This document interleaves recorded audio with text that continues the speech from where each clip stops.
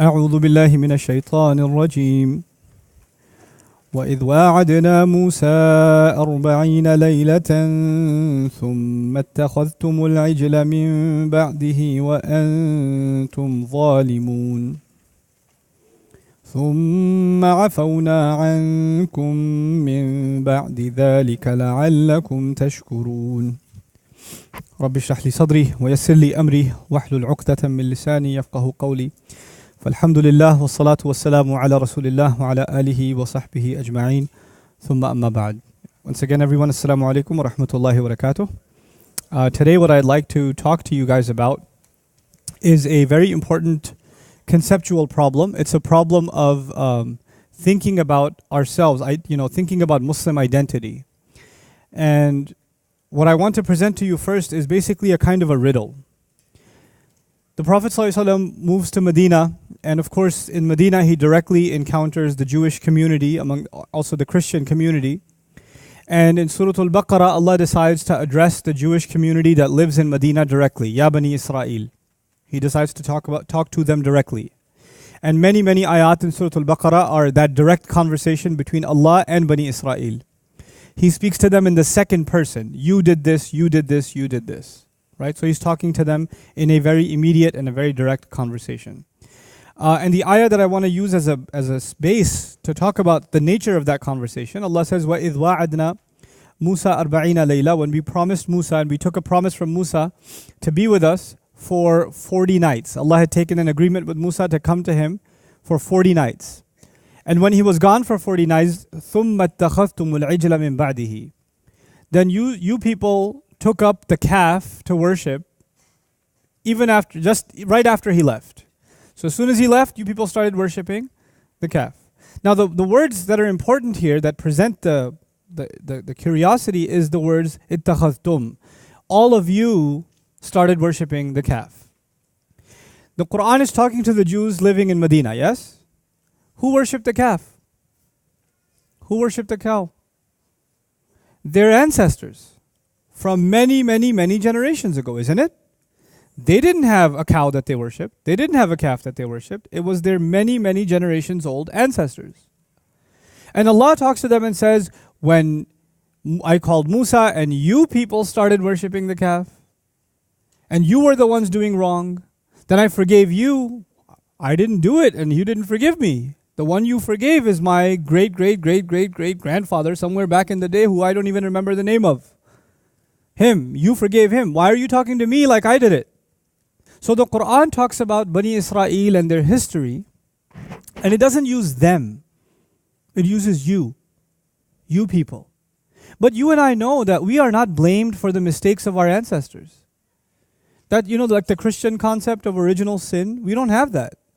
We don't have your great-grandfather was a hypocrite, so you're a hypocrite. We don't have that. My ancestry, for example, my ancestors are Buddhist. A few generations back, 7-8 generations back, they're Buddhist. They're not Muslim, right? So that's not held against me. That's not held against me. So why is Allah talking to them in this way? That's the question we're going to try to address, inshallah. And through it, we don't just learn something about Bani Israel, we learn something about ourselves. This is more important for ourselves. See, what happened with Bani Israel is they suffered from a lot of diseases. They had the religion. They were the only people left of that much knowledge of scripture. Nobody even comes close, actually, even in Medina or anywhere arguably in the world that has that much scholarship in their religion at the time as the Jews had. Their rabbis were incredibly knowledgeable. As a matter of fact, the word used for them was ahbar. Ahbar is people that are dipped in ink.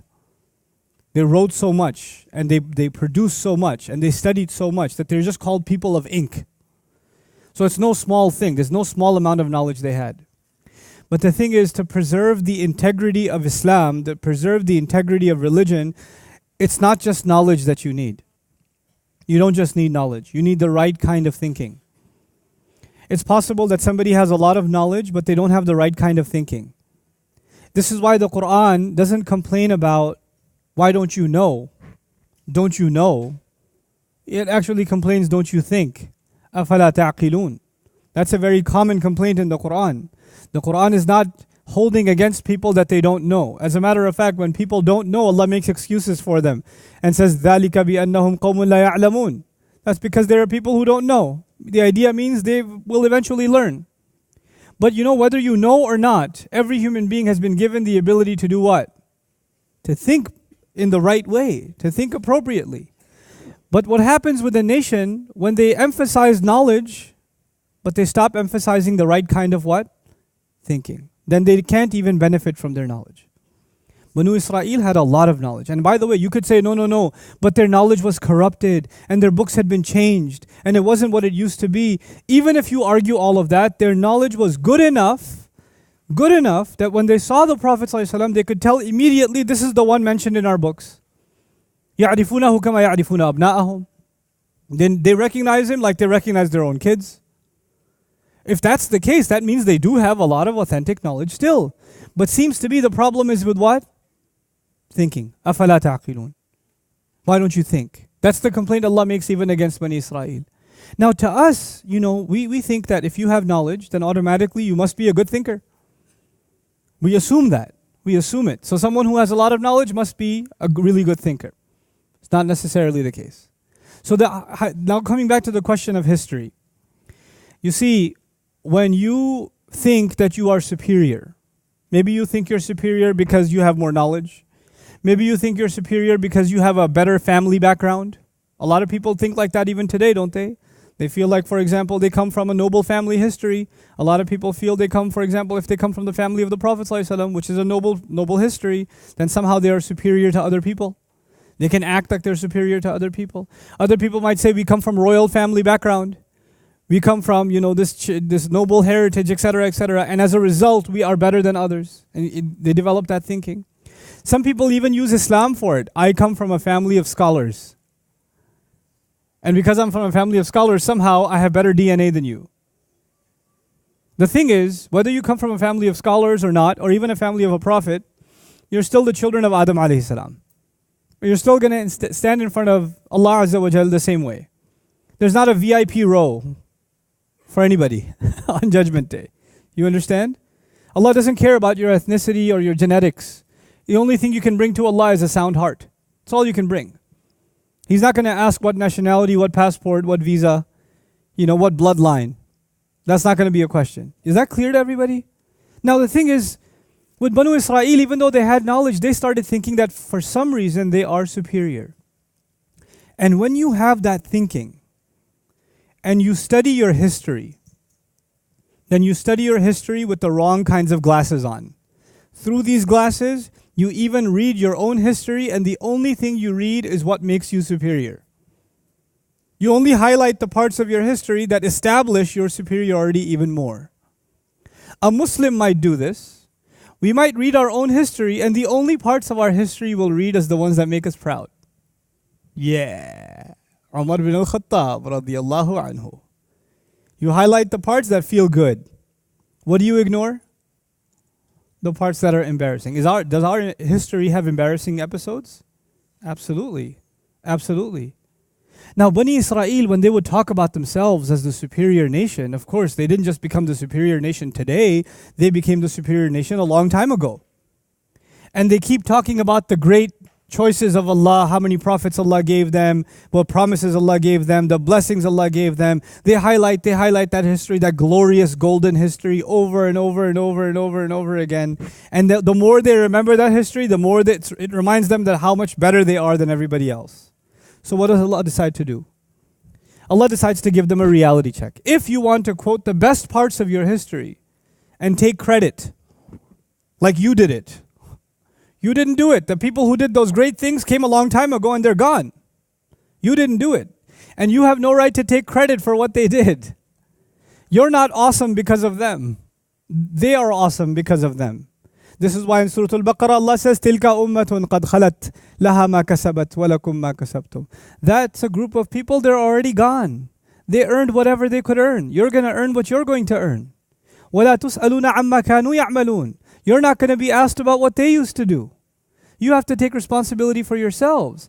Coming back to the point, they would only highlight the glorious parts of their history because it would make them feel better about themselves. And they would talk about them like they're talking about themselves. So Allah reverses it.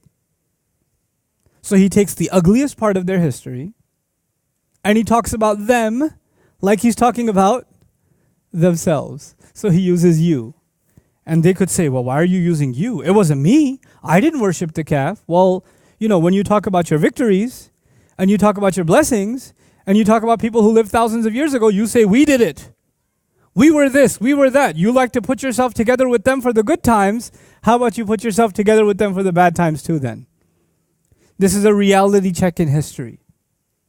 And what happens, in modern times, when, of course, in the last century and a half, a lot of new nation states were formed, right? A lot of colonizing nations left and new nations were formed. And when these new nations are formed, there are lots of political tensions in the world. And as a result of those political tensions, when textbooks are made for children and history books are written, then you have to write the kind of history books that make you love your country and your people and your ethnicity and your race more, and they make you hate the enemy more.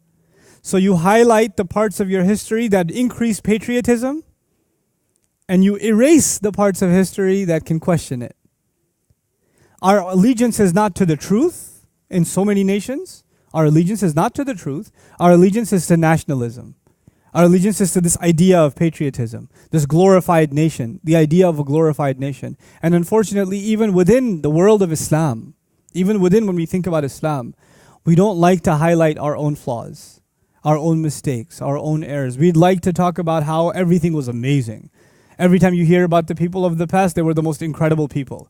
Man, I don't even believe how they walked on the earth. They probably floated in the air when they walked. That's how awesome they were.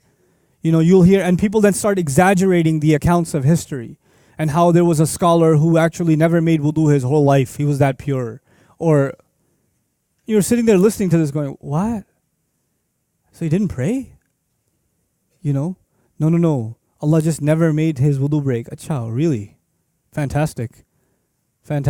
Allah would benefit some individuals more than He would benefit prophets. Where do you come up with this stuff? This happens as a result of a diseased mind, when you can't think clearly, when you have the wrong basic concepts. So Allah Azza wa Jalla is clarifying those concepts, and through it He's teaching us something very important. This is a Quranic lesson in one thing, an honest approach to history. When we study our history, when we study the Ummah's history, we have to study it honestly. We have to acknowledge our mistakes. We have to acknowledge where we went wrong. And if you don't study your history, you'll never learn in the future. You'll just never ever learn. You'll become drugged by the idea that you're already the best. You're already number one. And you'll be the worst, the last people left on the earth. Everybody else will move forward. You're going to be moving backwards because you're already number one in your little mind. It's delusional. The entire idea of studying history is to take the best examples and learn from them, and take the worst of our mistakes and learn from them. To acknowledge our mistakes and not to repeat those mistakes again. And one of the worst mistakes in the history of the world that is highlighted through Bani Israel is a people who don't look at their own history honestly. That's what gives them the false thinking. That's what makes their thinking false. And that's the highlight, that's the lesson today. I'll share something with you I like sharing often because I was very moved by it. It was a friend of mine, Sheikh Naeem Abu Layth, mentioned it. And I was really, really just impacted by it. Why is history important? Imagine that you just woke up today and you don't remember what happened yesterday or anything before yesterday. Or even if you remember, you only remember the last 24 hours. That's it. You don't remember anything else. You know what can be said about you? It could be said you don't know who you are. Isn't that true? If you only remember the last 24 hours, then you don't really know who you are. The entire ummah, the entire Muslim world, was described by the Prophet ﷺ like one body. You know the hadith? This ummah is like a jasad, like one body. So it's like one person. And if that one person only remembers the last 24 hours, they don't really know who they are, isn't it? So if the ummah doesn't remember its own history, if we don't know, if we don't understand our own past, then it's almost as though we have no sense of identity. We don't really have a clear sense of identity. Studying our book, studying Quran, this is my last comment now, studying the Quran isn't actually just about studying tafsir. isn't just about studying Arabic, just about studying the vocabulary of the words and what the ulama said. Studying the Quran teaches you what other things you have to learn. The Quran will highlight areas of knowledge, areas of awareness that you have to build in yourself. Not only the book, but the book will make you aware of other things that are valuable. It's incredible. A alim one time asked me, it was sitting together, a bunch of ulama, and I was the only one who was not a alim. And he asked me, why do you think Allah talks about Fir'aun so much? I mean, every ayah of the Quran is supposed to be guidance for the believer. Why are we listening to Fir'aun? Fir'aun talks a lot in the Quran. You know that? He talks a lot. He's like, why do we have to listen to Fir'aun? You know? And everything he did and how he walked and how he talked. And I was like, listen, you have to understand the genius of evil politicians. You have to. If you're going to live in this world, you have to understand politics and you have to understand the best of it. And Fir'aun was a genius evil politician. And you have to study how he operated. Because he's not the only one. There's going to be lots of Fir'auns after him. And if you understand him, you'll understand all of them. You'll be able to navigate with them. You'll be able to deal with them. This is valuable guidance. Through this, you will understand the corruption of, regimes, dictators. You'll be able to understand them. So everything in the Quran has value and it gives value to things on the outside. And today's lesson is the value in understanding and studying history. Young people here are doing their degrees. They're doing medicine, they're doing engineering, they're doing accounting, and one student says, I'm going to study history. And their parents say, what? What are you going to do with history? Well, who's going to give you a job? Where are you going to go to work? Where are you going to get employed? History doesn't pay the bills. Don't study history. So we took our smartest kids, our smartest men and women, and we made them doctors. We made them engineers. We made them programmers. We made them architects. And we did not care to make them what? Historians, political scientists, sociologists, anthropologists, psychologists. No. And you know what? As a nation, we decided an entire generation of people should just be workers. We're just workers. I mean, a doctor, with all due respect to doctors, is skilled labor. It's labor. You're a laborer. You're specialized, but you're still laboring. And an architect is still a laborer, a work in a specialized field. Who's doing the thinking on behalf of this ummah? Who's thinking on behalf of this ummah? Who's restoring our identity as an ummah? The best of our minds are not being used because they're too busy doing other things. I want you to study this and study that. And the sad thing is if you ask, why are you studying this? Why are you in this career? You know what the answer is most of the time? Number one answer, my parents told me. Number two answer, it's a good job. That's it. So the only legacy we're leaving for our next generation is the most important thing in your life is looking for a good job. I'm not against getting a good job. By the way, get a good job. I'm all for it. But you know what? The world needs more than just people that make money and one or two careers. I would argue if I had it my way, historians would be, and historians and theologians and people that are studying psychology and sociology, they would be the highest paid professors. They'd be the highest paid researchers, in my opinion. Because they're the people who impact how society operates. They give direction to society. And if they have an Islamic mindset, man, they can bring a lot of good to the world. So even if, for the young people here that are studying, while you're studying accounting, mashallah, inna lillahi wa inna ilayhi raji'un, on the side, take as many history courses as you can. Learn as much about other things as you can. Things that actually, make you a refined human being, a deeper thinker. Learn sociology. It's an important subject. There's a lot of sociology in the Quran. There's a lot of psychology in the Quran. There's a lot of political science in the Quran. And somebody says, no, but I want to be a doctor because there's embryology in the Quran.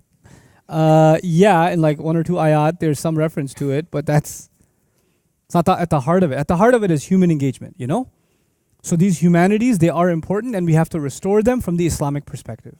This is a critical thing. And of course, history is at the center of that. With that reminder, I conclude, inshallah ta'ala. Barakallahu li wa lakum. Wassalamu alaikum wa rahmatullahi wa barakatuh. Thanks for watching, guys. I hope you benefited. I'd like to encourage you to actually embark on a comprehensive journey into the Quran. I've done a video translation and explanation of the entire Quran. It's called Quran Cover to Cover. I'd like you to check it on Al-Bayyinah TV. Just do a little bit of it every day, and before you know it, you'll have gone through the entire Quran in translation with me. Hope you can take part. Assalamu alaikum wa rahmatullah.